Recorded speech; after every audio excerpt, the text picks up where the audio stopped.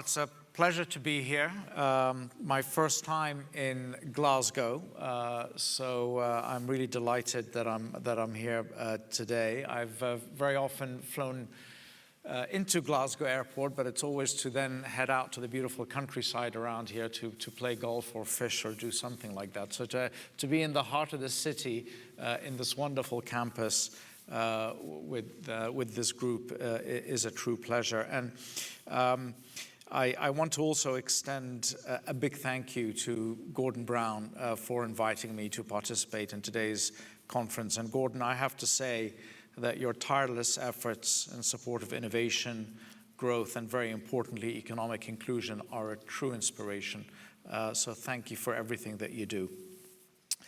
So I'm Kasim Kutay. I'm the CEO of Nova Holdings. I'll say a few words about that just to put things in context before sharing a few thoughts with you about how we make the most of the great innovation that does reside in Scotland and in the UK more broadly.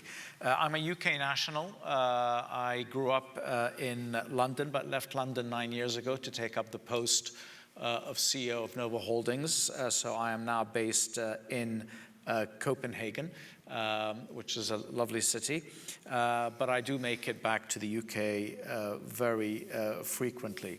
And Nova Holdings, just to give you a sense, and Nova Holdings is in the middle of the picture here, is a holding and investment company that manages all the wealth and assets of the Novo Nordisk Foundation, which has assets of about 140 billion, which makes it one of the top 3 foundations in the world, along with Gates and with Wellcome.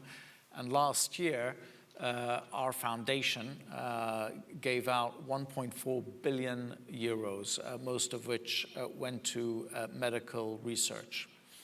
So what does Nova Holdings do? Nova Holdings is the controlling shareholder of Novo Nordisk, which is Europe's largest pharmaceutical company.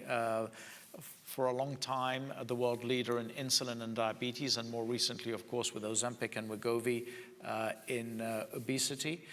Novo Nordisk, which is a very exciting area that people don't talk about, which is bioindustrials, which is biotech solutions for industry. And then about 180 other companies that we invest in through our venture team, through our growth equity team, and through what we call our private equity buyout team. And together, if you add all that up, we are probably the largest and most active investor in healthcare, in life sciences on a global basis, with offices in Asia, Europe, and the US. And this is the ecosystem that we have. On the left, you've got education, research, innovation, etc. That's all carried out by our foundation. And then everything that's investment related, seeds, venture, growth, principal, and then, of course, the 2 operating companies. That is all through our investment. And somebody earlier on here, I think it was Dan, mentioned the company Exscientia. We were one of the largest and earliest backers of the Scottish company Exscientia, which is AI-enabled drug discovery. You can see it. It's the second from the top under our growth investments pillar. So just a few words about Europe, the UK, and Scotland. And I'll be making some comparisons and some observations about Denmark, with one big caveat. Please. Comparing a country of 5.5 million people to a country with close to 70 people is not a fair comparison. But nevertheless, I do think there are some lessons learned. I think, as we heard this morning many times, Europe and Scotland and the UK more broadly needs to become stronger at scaling and translating basic science. The innovation is here. That's not the issue. The issue is translating it. Scotland is already doing a pretty good job at that, and the UK, as Kate said, but then the scaling becomes an issue. And you can see that even though we innovate and translate, even though we innovate, the translation, so it's not just scaling, there is a translation issue. So if you look at the chart here, and look at the amount of VC funding that's taking place in Europe versus the US, whether it's at the seed stage, early stage, and later stage, it's a huge gap. And it's not justified because the innovation that's taking place in Europe is on par with the US. There are as many research publications coming out every year in Europe as there are in the US. So our ability to translate that into companies and to scale those companies to a commercialization, onto a commercialization path is the big issue for Europe. And that leads me to this notion that's been talked about today, which is an industrial policy strategy. I like to think about it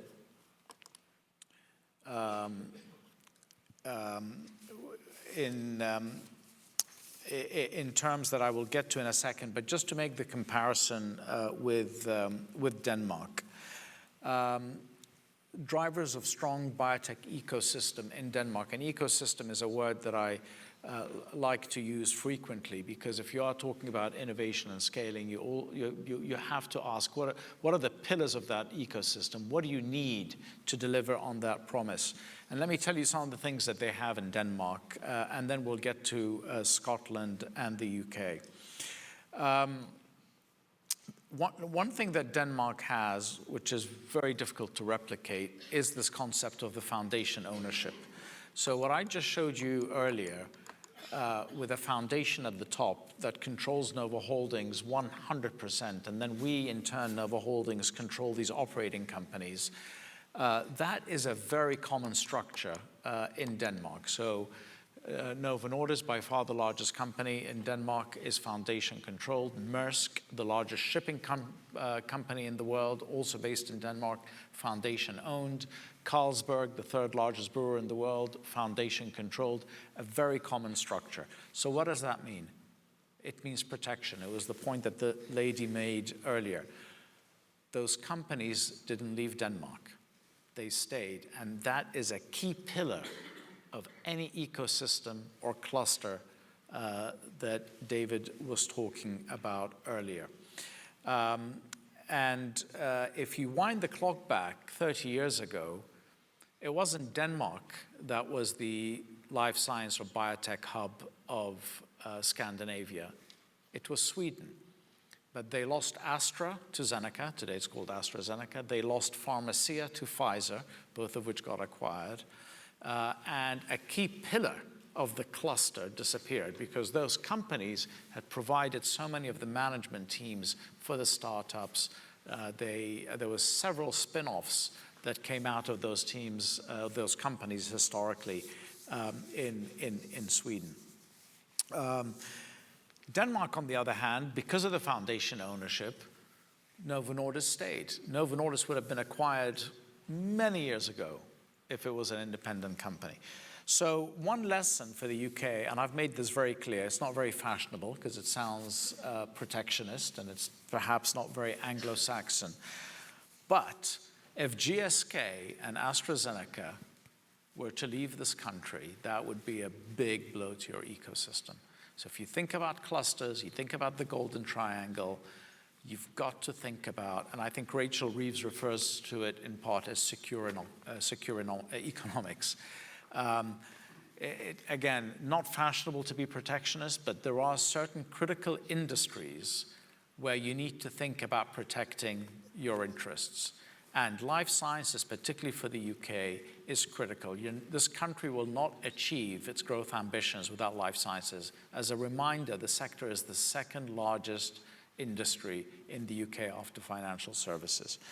The other benefit, of course, we have in Denmark is the long-term perspective. So when you have a long-term owner, a foundation, you're able to make long-term bets, not worry about activists coming into your share price and saying, give us all the cash and give us all the cash on your balance sheet as dividends, etc. But of course, we also have a public share price, and it creates a really nice positive tension between short-term and long-term. And then there's one thing that the country is blessed with, which of course is very difficult to replicate, which is investment recycling. Because the foundations take a big chunk of the dividends from these companies, whether it's Carlsberg or Novo Nordisk or Maersk, because they own them or they control them, but then they put it back into society. and they fund further research, et cetera, et cetera. One thing that we do in Denmark quite a bit, and certainly we as Nova Holdings do a lot of, and this is something perhaps that the UK and Scotland can learn from, is what I call quid pro quo investing. So a lot of funds come to us, like Kate's fund, and say, please invest. And we'll say, yeah, we've got a lot of money, so we'll not only invest, we're going to give you a big check. But we will sit on your advisory board, and we want to make sure that you will review X number of Danish opportunities a year. Sometimes we even go further. We've just asked a fund to set up a presence and an office in Denmark. And I think that's one thing that the UK perhaps can do better. Perhaps some of your pension funds can think about. If they're going to write a big check to a growth equity fund, tell them, yeah. Particularly now, actually, it's a very tough fundraising environment. You want 50, we'll give you 100, but this is what we want you to do in Scotland. This is what we want you to do for our cluster, as David was referring to earlier. STEM talent, Denmark is full of it, so that's not an issue. And then collaboration between universities, hospitals, and industry, and that's where the UK is really falling behind, I'm afraid, and I'm going to get to that in a second. So what has Denmark achieved? I'll go through this very quickly because how am I doing on time? Am I already 5 minutes? Perfect. But basically, this is Massachusetts, of course, Boston, the leading cluster for life sciences. You can see in the top chart. And that is basically the number of publications that lead to startups. And as I said, publications in Europe are on par with the US. Pre-BII, BII is a Bioinnovation Institute. It's an incubator that was spun out of our foundation with the mission to incubate. So this is even before any venture funding. This is for the professor, for the researcher that has a brilliant idea but is at a loss. Who do I talk to? Where do I work out of? Who guides my business plan? They come to this incubator and we provide them incredible support. And post setting up this incubator in 2017, if you look at what's happened now, Denmark has overtaken Massachusetts as a translation hub. The translation gap has been totally closed. So we really need to think about what incubation means. I think if you're going to have a cluster for life sciences in Scotland, in Glasgow or Edinburgh or whatever it may be, you really need to make sure that you have an incubator in this country with the right mission and capitalized in the right way. Let me say a few words in conclusion about what I think the UK can do. And that is really to build a holistic life science industrial policy strategy. And let me tell you why I think it's holistic. I read Dan's innovation report, which he went through this morning, which I thought was excellent, Dan.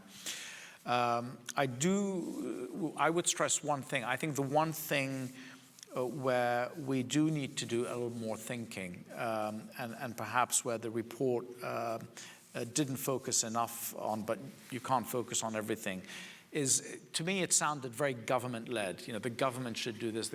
For me, an industrial policy is not about government. Industrial policy strategy means building consensus around 3 or 4 key priorities, having a clear view about who's going to be involved around the table for that consensus, and then executing together. And if we're talking about life sciences, there is no industrial policy strategy if it's just government.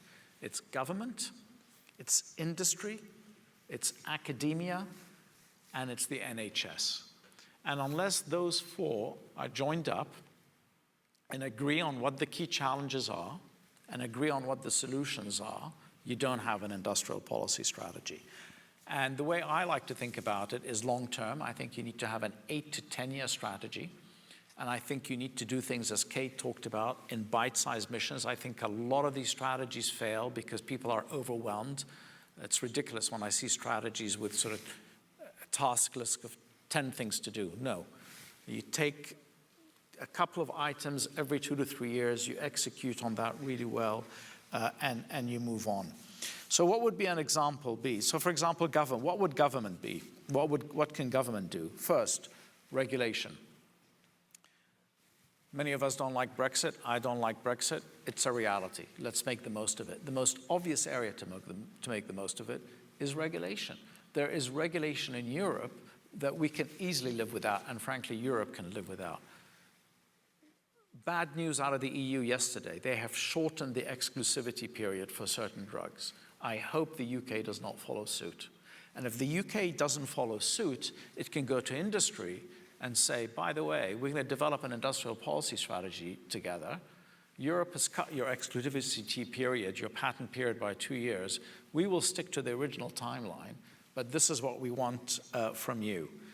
Speed up approvals. I'm worried about the MHRA, Kate, and I'll tell you why I'm worried. Because whenever you have a small regulator next to a big one, the small one gets crowded out, because the small one always has a tendency to want to wait to see what the big one does first.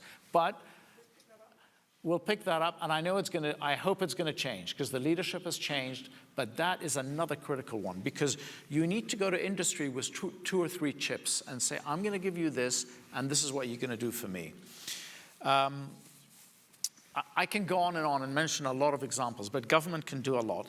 Industry can, 2 minutes? Yeah. Okay. Sorry. 2 guys each in quick minutes. Okay. Industry can do a lot, and industry will step up if there is a bargain. I'll give you a great example.